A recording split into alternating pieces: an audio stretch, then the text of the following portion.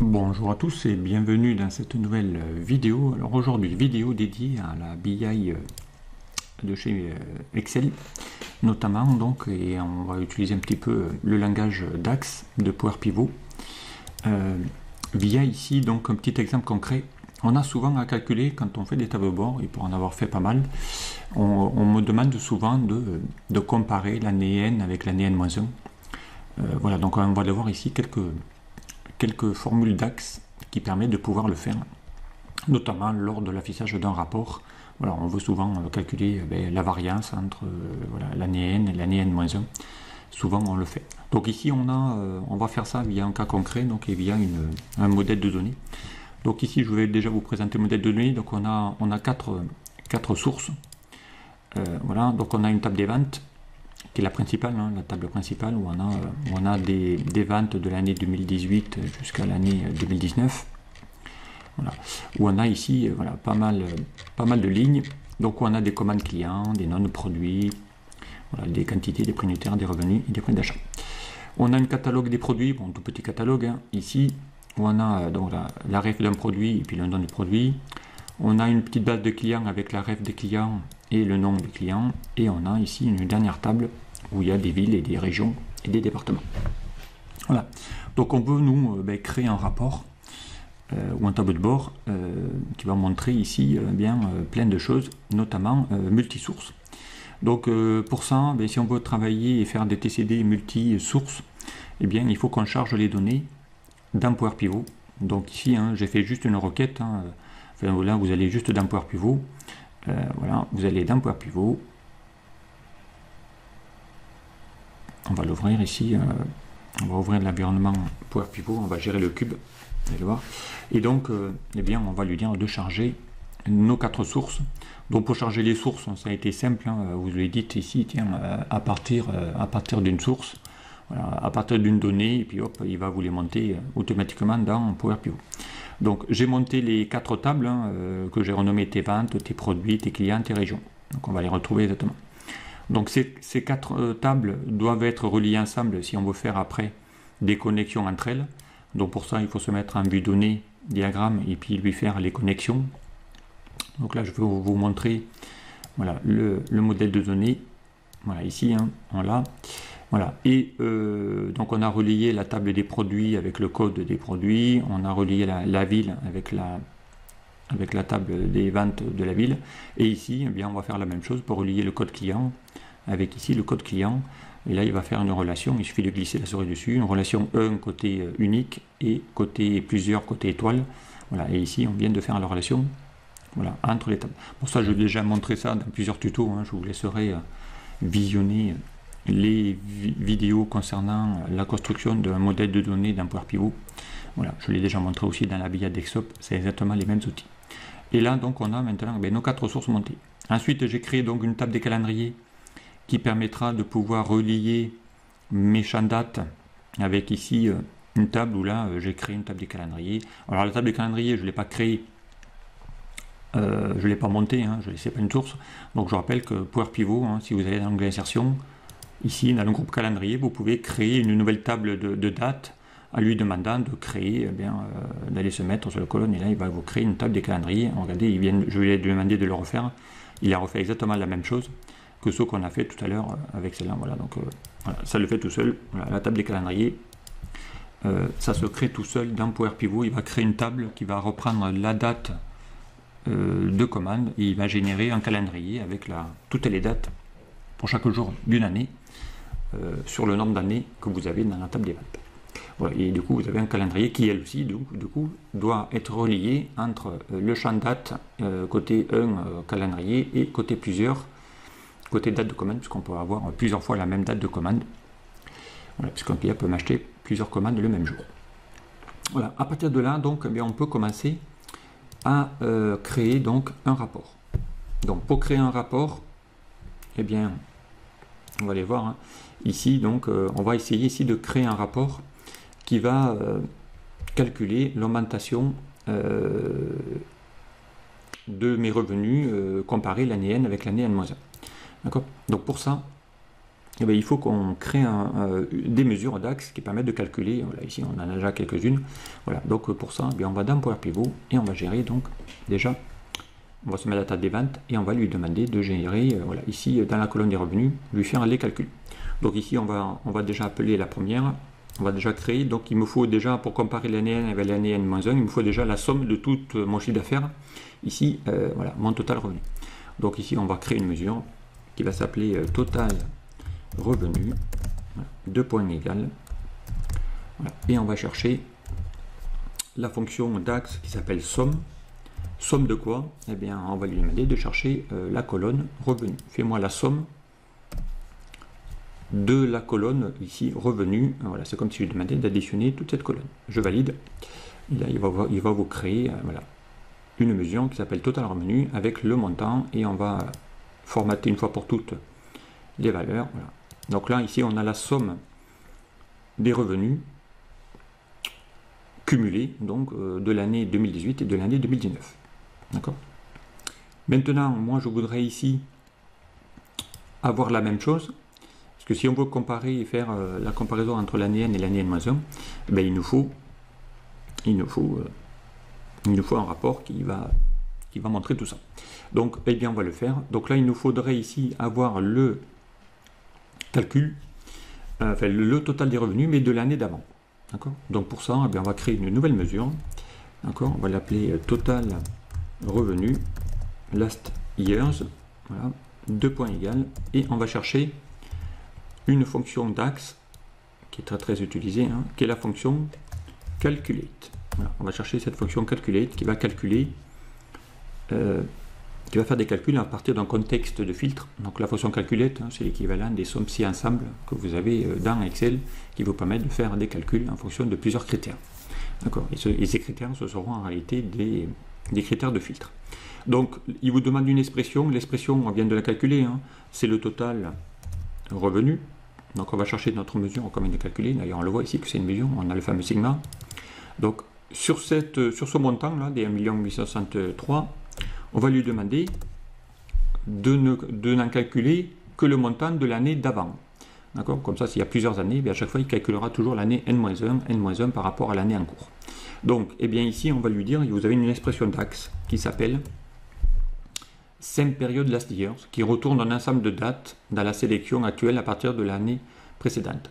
Donc, c'est exactement ce qu'il nous faut. Donc, on veut sur la même période, mais uniquement sur l'année d'avant, donc le last years.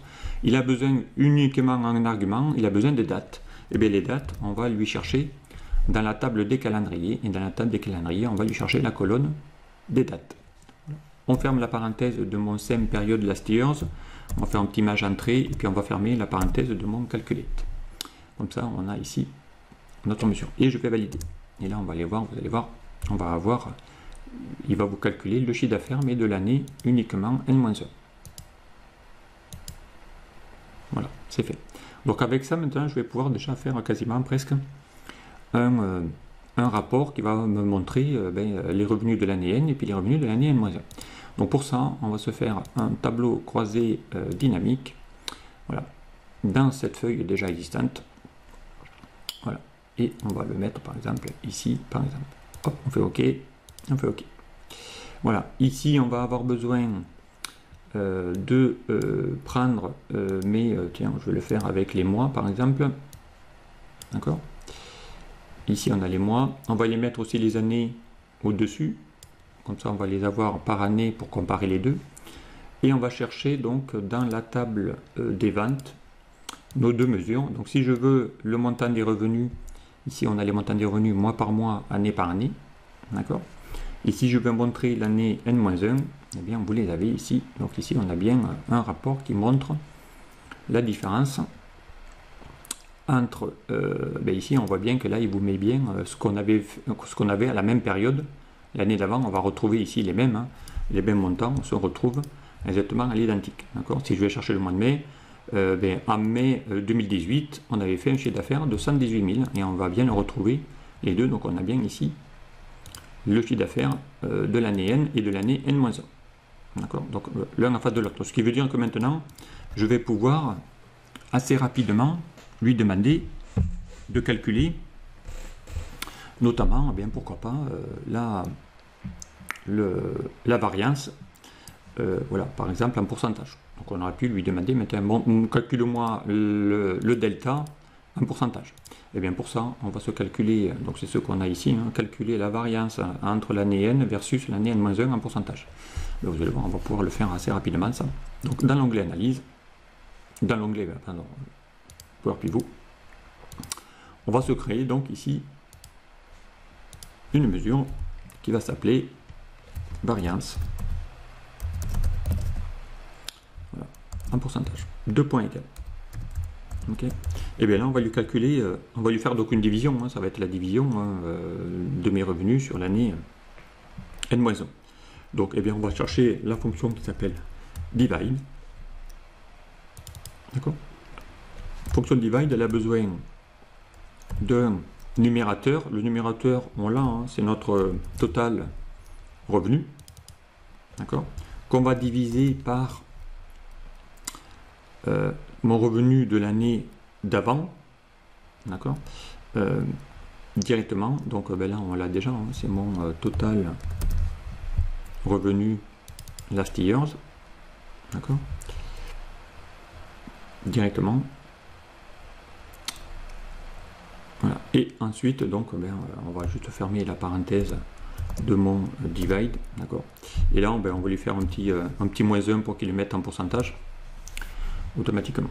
Voilà. Et là, si on met ici pourcentage, donc ici, on a bien la variance. Voilà. Entre ça et ça, on a 74.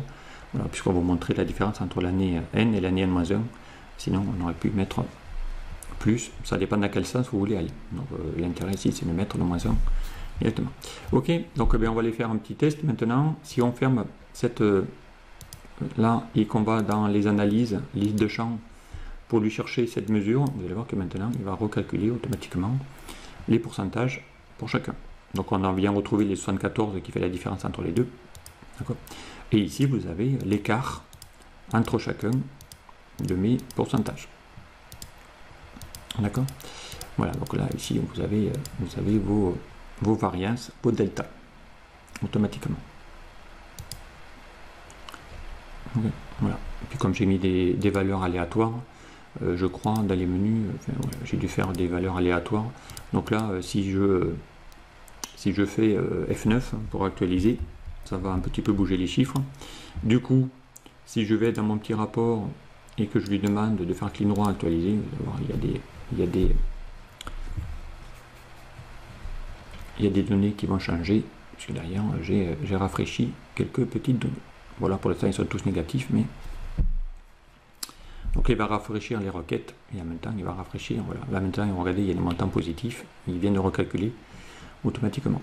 Voilà, donc voyez, si l'année n est supérieure à l'année n-1, il mettra en positif. Si l'année d'avant est supérieure à l'année en cours, bien, il mettra du négatif. C'est pour ça qu'on avait mis le petit moins 1 qui permettra de pouvoir le modifier.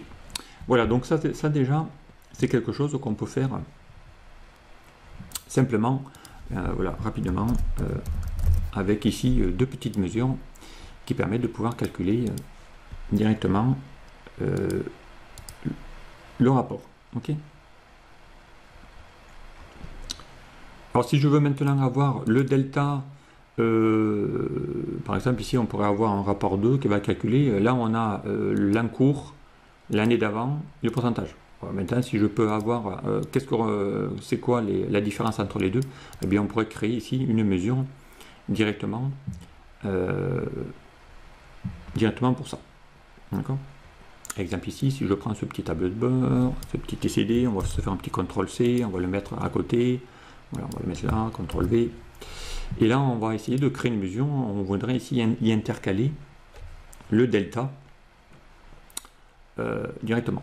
D'accord. Donc on va aller voir ici comment on peut faire ça.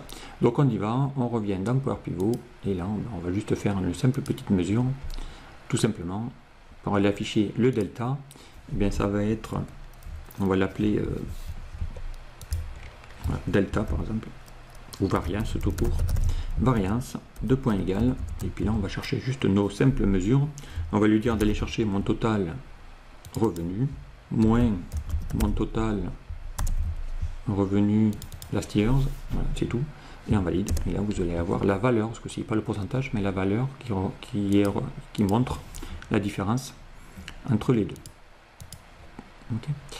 Voilà, donc ça, on l'a directement. Donc pour ça, eh bien, si je veux maintenant aller dans mon Excel, eh bien, on pourrait ici lui rajouter dans ce nouveau rapport, si on veut montrer le delta, vous allez voir, on va chercher dans ma table des ventes la variance qu'on va glisser juste derrière là, et là vous aurez ici la variance en montant directement.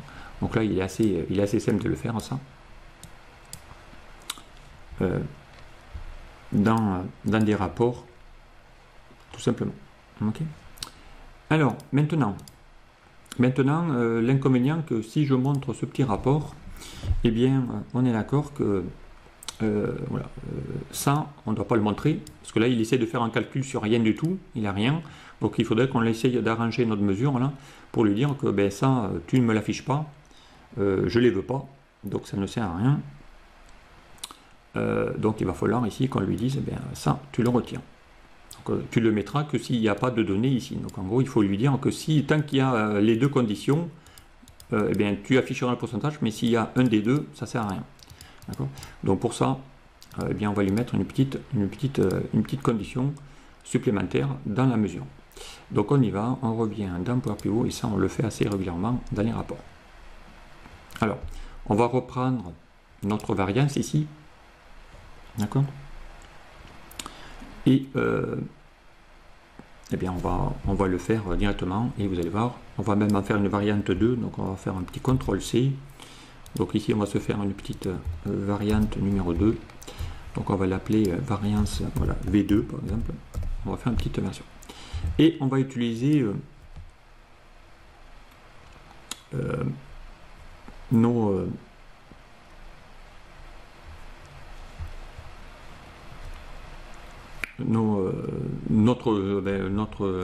notre variance, vous allez voir, on va le faire directement, et on va utiliser des variables, et ça va être intéressant. Donc ici on va taper var, et var il aura besoin, on va lui donner un nom à notre variable, d'accord. On va carrément agrandir un peu plus, voilà. On va faire quasiment le même calcul, vous allez voir. Alors var, donc les variances, enfin les variables je veux dire, ça vous permet de pouvoir avoir, c'est l'équivalent d'une variable en VBA, de stocker une donnée, et du coup ça va simplifier vos formules aussi, parce que des fois on peut faire des formules DAX qui vont être assez compliquées. Allez, on va mettre il nous faut nos revenus actuels, donc on va l'appeler, je sais pas moi, voilà, current CY par exemple, pour dire que c'est le current years. Voilà, lui on va chercher, on a l'info, on va la chercher dans ma mesure qui s'appelle total revenu. Ça c'est le montant de l'année actuelle. Il va nous falloir une deuxième variable qui va vous permettre de taper, d'avoir les revenus de l'année dernière, donc le last years, et on va la chercher, donc on l'a, c'est notre total revenu last years. Okay. Donc ici on a nos deux variables, d'accord. Et ça doit retourner, voilà. Donc ici on va lui faire return, voilà. Ça doit retourner quelque chose. D'accord. Et ça doit retourner quoi? Eh bien, il va falloir qu'on lui mette un petit calcul directement. Et là, on va lui chercher un petit divide. Ce qu'on a fait tout à l'heure, divide. Divide quoi? Eh bien, on va lui dire de lui faire la variable de l'année en cours, d'accord, sur l'année d'avant, d'accord, et on voulait dans le même sens, donc à savoir moins 1. Ok. Directement. Voilà. Et là, donc, on pourrait avoir ici la même chose. Si ce n'est que si je glisse cette variance 2, donc on va aller voir ici le rapport. Ok. Voilà. Alors, on va enlever ici dans ce rapport, on va enlever voilà, la variance. Voilà. Si je mets cette variance là et que je prends maintenant la variance 2 qu'on vient de calculer, vous allez voir, on va avoir quasiment ici la même chose. Bon, je ne l'ai pas mis en pourcentage, mais on va avoir quasiment la même chose. Si ce n'est qu'ici, il va mettre moins 1 parce que c'est pas un pourcentage, mais on aura exactement la même chose. Donc si je vais ici dans Power Pivot et que je vais dans le cube, voilà, j'ai oublié de la formater, évidemment, un pourcentage, ça sera mieux. Voilà, donc là, si je réactualise, voilà, on va avoir la même chose. Maintenant, il faut lui dire, non, là, lui, tu ne le montres pas, ça ne sert à rien, il n'y a pas de données. Donc pour ça, on va juste rajouter une petite condition en disant que si ça, il y a quelque chose et là, il y a quelque chose, tu fais, sinon, tu fais pas. D'accord? Donc on va mettre un petit contrôle. Je dis, s'il y a les deux, tu fais. S'il n'y a pas les deux, tu fais pas.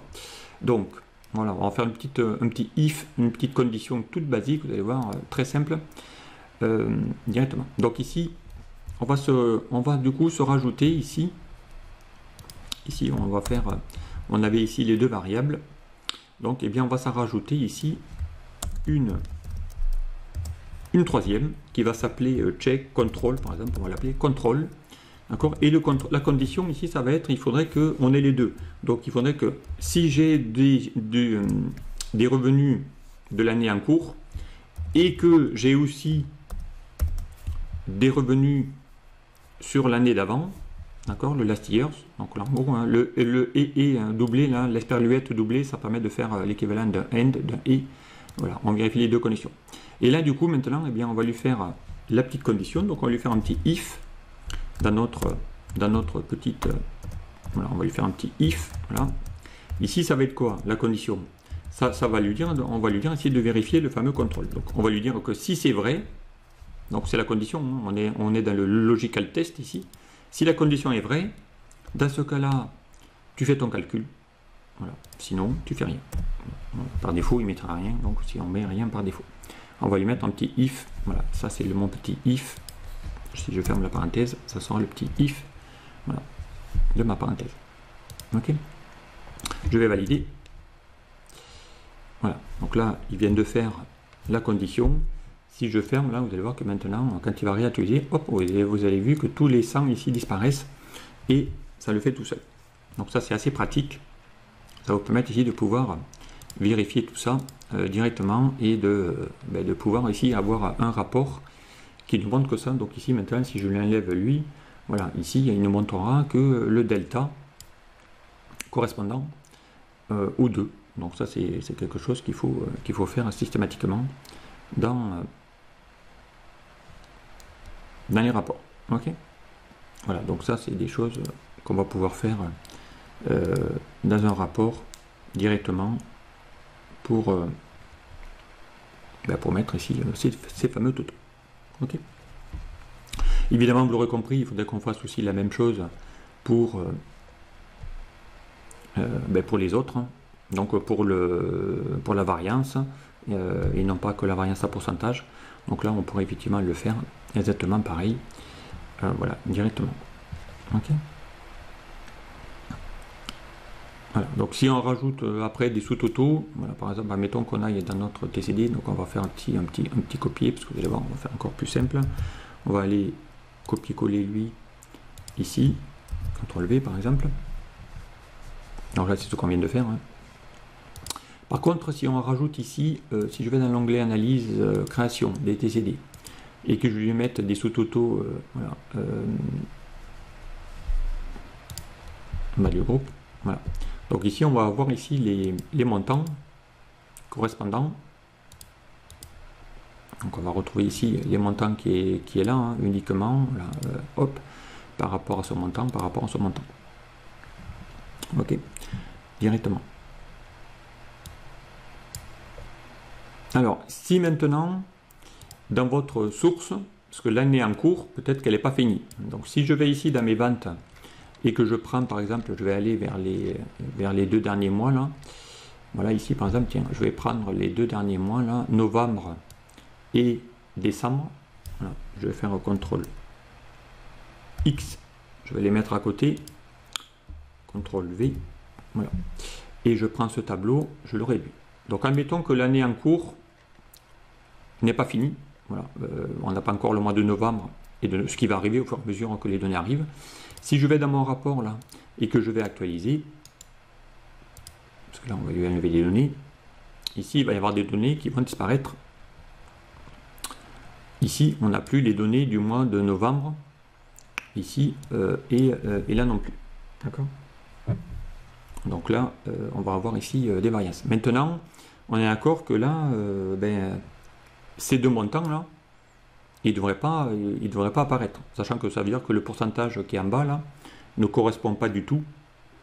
Donc ici, vous allez voir que ici ça ne correspond pas non plus aux chiffres qui est là. Donc là, ici, normalement, si on veut comparer vraiment ce chiffre-là avec ce chiffre-là, ce fameux 33% là, est totalement faux, puisque derrière, il devrait comparer ici uniquement les 759 qui se trouvent là, mais ici, avec quoi? Avec uniquement les montants ici, qui est de 988 433. D'accord? Uniquement. Et pas les 1 946. Parce que sinon, après, ça va fausser votre ratio ici, qui n'est pas bon. D'accord? Donc là, du coup, il va falloir qu'on essaye de faire un calcul là-dessus, pour qu'il ne puisse n'avoir ici, dans mon last years, là, il faudrait qu'il ne calcule uniquement que jusqu'à la fin de la date de mon encours, de mes actuals. Voilà, tant que voilà, ici, il faudrait que il puisse s'arrêter ici. Donc, et ça, c'est quelque chose aussi qui arrive très souvent quand on fait des tableaux de bord où on va comparer l'année N avec l'année N-1, mais il faudrait qu'il le fasse sans les années, sans les derniers mois ou les dernières périodes de l'année en cours. Donc, il faudrait ici qu'il sache calculer au fur et à mesure que les mois arrivent. Il faudrait qu'il sache modifier ce montant là pour qu'on puisse avoir des bons ratios et pas les deux. Donc pour ça, eh bien, on va le faire aussi dans Power Pivot, puisqu'on va pouvoir aussi le faire directement. Ok? Alors, donc on va se calculer, on va faire la même chose. Donc on va reprendre le last year qu'on avait fait là, hein, automatiquement. D'accord? Donc ici, on aurait pu calculer, voilà, c'est presque lui, mais ce coup-ci, c'est pas la variance qu'on veut calculer, c'est mon last years. Donc on va prendre lui, typiquement, c'est exactement quasiment la même chose, si ce n'est qu'on va changer ici le total. Alors, donc on y va, on va recalculer une nouvelle mesure. Allez, on va se mettre là, et puis on va lui demander de créer une mesure. Donc on va l'appeler total, revenu, voilà, last years, voilà. Et puis on va mettre, je sais pas moi, versus, voilà, last years, versus actuels, par exemple. Deux points égales. Allez, on va utiliser des variables aussi pour ça. Donc, var, on va l'appeler le fameux current y, d'accord? On va l'appeler, lui il va être égal, on le connaît déjà, hein, c'est total revenu, d'accord? Il va nous falloir une deuxième variable qui va me calculer le last years, mais attention, c'est pas mon total last years qu'on aura là, mais on va lui en calculer un autre, d'accord? Et ça doit retourner, return, ça doit retourner notre last years, ok? Au final. Voilà, donc maintenant il va falloir qu'on change tout ça. D'accord? Alors, donc là, lui, ça va être totalement différent, le calcul. Il va falloir qu'il calcule, calculate. Okay, calculate de quoi? Il va falloir qu'il calcule toujours pareil, la même chose. Donc, mon expression, c'est mon total revenu. Enfin, mon total revenu, on l'a déjà, c'est lui. Ok. Ensuite, il va falloir qu'il aille maintenant le faire sur quel contexte? Le contexte, on a dit, hein, il faut qu'il prenne la plus petite date qui se trouve dans ma table des calendriers, hein, depuis le début, jusqu'à la dernière date qui se trouve dans la table des ventes de la date des commandes. Donc tout ça, on va utiliser, donc la simple période last year ne peut pas être utilisée. On va utiliser une fonction DAX qui s'appelle date between. Voilà, une date entre. D'accord? Elle a besoin de 3 arguments. Cette date between, d'avoir toutes les dates, et dans toutes ces dates, tu vas me prendre tout ce qu'il y a entre une date de début et une date de fin. Donc date between de quoi? Alors, on va lui demander d'aller chercher parmi toutes les dates. Donc les dates, on sait où elles sont, hein. Elles sont dans ma table des calendriers avec toutes mes dates. Ok? Ici. Deuxième argument, date start date. Le start date, il faut qu'il aille chercher la plus petite date qui se trouve dans la table des calendriers. Donc pour ça, on va utiliser une fonction qui s'appelle edate. Alors edate va me permettre aussi de pouvoir lui décaler de 12 mois avant, parce qu'il faut qu'on aille chercher le last years. Hein. D'accord? Donc pour ça, eh bien, on va chercher la plus petite, donc c'est min, va chercher la plus petite date que tu as dans ta table des calendriers. D'accord?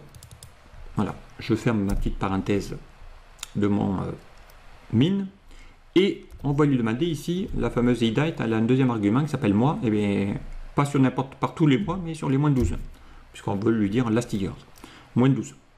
On aurait pu faire le même calcul pour revenir de 6 mois, et ainsi de suite. Ok, voilà pour le start date. Maintenant, il va falloir qu'il récupère où est-ce qu'il doit s'arrêter? Le end date. Eh bien, le end date, il faut qu'il aille chercher la dernière date qu'il va trouver dans ma table des commandes. Au fur et à mesure que les commandes vont arriver au fur et à mesure, ben, il faudra qu'il aille chercher toujours la plus grande date qui se trouve dans cette table des ventes. D'accord? Eh bien, on va chercher une autre fonction qui s'appelle EOMOS, voilà, qui va vous tourner ici, retourne la date au format time, fin date, du dernier jour d'un mois avant une période bien spécifiée. D'accord. Donc ici, elle ressemble étrangement au fameux date. Hein. Donc là, on va chercher la plus grande. Donc la plus grande, ça sera ma max. Max de quoi? Pas de la table des calendriers, ce coup-ci, de ma table des ventes, mais de ma colonne date commande. D'accord. Je ferme ma parenthèse de mon max et je vais lui dire de le faire sur les 12 derniers mois. Moins 12. D'accord. Voilà. Et je ferme la parenthèse de mon EOMOS. Voilà. Je fais Mage Entry et je ferme la parenthèse de mon date between. D'accord. Et là, ça doit retourner maintenant mon last years. Directement. Ok, total revenu. Last years, calculate. On va lui demander de calculer le total revenu. Entre quoi? Ben, entre toutes ces dates. Donc between, la table des calendriers, à partir de toutes les dates de mon calendrier, voilà, sur les 12 derniers mois. Et ensuite, on va lui demander d'aller chercher la plus grande date qui se trouve dans ma table des commandes. Voilà, toujours pareil, sur les 12 derniers mois. Et on ferme la parenthèse. D'accord. Et on ferme la parenthèse, marge entrée de mon calculate, qu'on avait oublié évidemment ici. C'est pour ça qu'il était en rouge. Voilà, directement. Et à partir de là, donc si je veux pas qu'il me remette encore mes 100% là qu'on avait tout à l'heure, eh bien on va lui faire la même chose qu'on a fait tout à l'heure, donc marge entrée. On va lui faire la petite condition qui va bien, donc var, contrôle. On va lui faire le petit contrôle. Et on va lui dire, ça tu le mettras uniquement que si tu fais mon ça avec vanilla. Si tu as les deux, tu fais. S'il n'y a pas les deux, tu fais pas. Ok. Alors, on va tester. Donc là,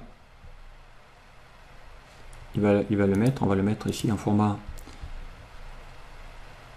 Voilà, on va retrouver le même montant qu'on avait en haut. Hein, ça c'est normal. Voilà. Par contre, si maintenant je vais chercher cette mesure, la total revenu comparé avec l'actuel, eh bien, on va le faire. Vous allez voir. Donc là maintenant, il y a toujours les deux montants.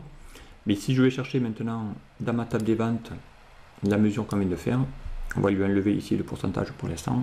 On n'en a pas besoin. Voilà, on va lui chercher la deuxième. Et là, vous allez voir que maintenant, il fait bien le calcul là, avec uniquement, il a bien mis ici les montants correspondants ici. Allez, donc, alors que, ben là, par contre, on se rend compte qu'effectivement, on a fait une petite erreur, c'est que là, il devra me mettre le last year et pas le current.